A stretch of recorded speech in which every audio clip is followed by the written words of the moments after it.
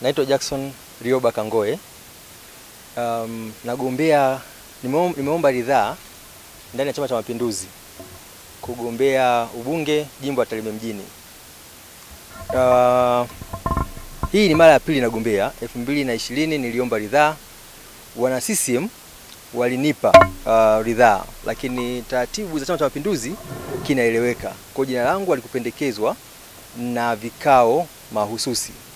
Na sasa naomba kwa mara nyingine, azma yangu ambayo nilinisukuma 2020 bado sijaitimiza, kwa sababu sikupata hiyo nafasi ya kuwakilisha wana Tarime.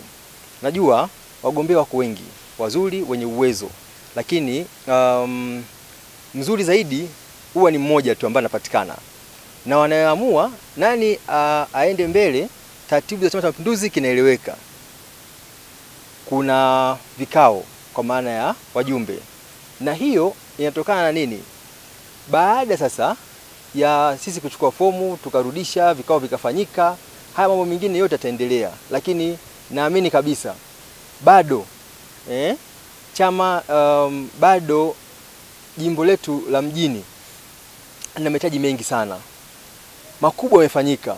Tunapenda kumshukuru sana Mheshimiwa Rais ambaye ni mwenyekiti wetu wa CCM taifa.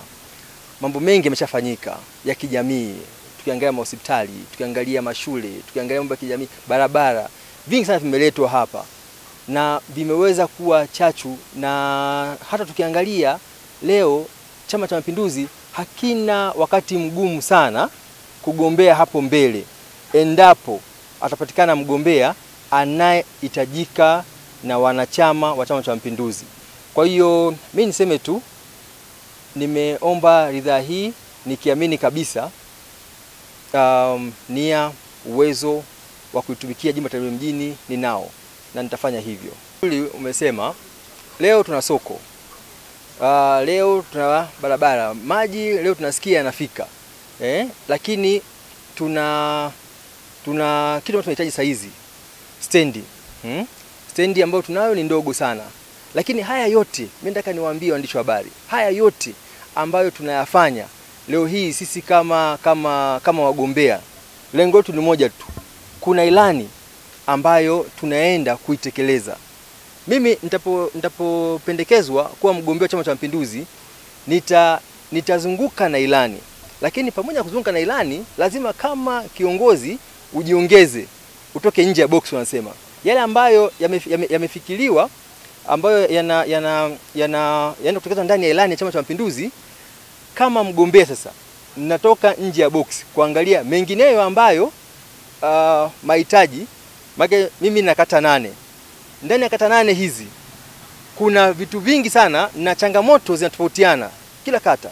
Kuna kata zingine zina changamoto za barabara, kuna kata zingine changamoto za umeme ambayo wanatofautiana. Kuna kata zingine zina changamoto ya maji,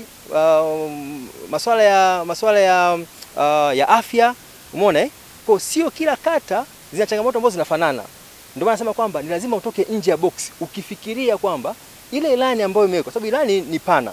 Sasa mimi kama mgombea naenda kuichanganua na kutoa kitu kimoja kimoja. Na nini sasa nasema hivi? Kwa ni lazima sasa nitashirikiana na wanachama na wananchi kusikia mahitaji yao.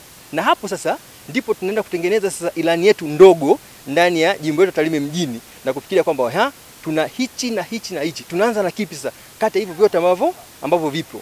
Kwa hiyo na imani nitakapopewa ridhaa na wanachama kwanza, nitakuwa tayari kushirikiana na wananchi kwa ujumla ili kuweza kutatua yale masuala madogo ambayo yapo kwenye jamii.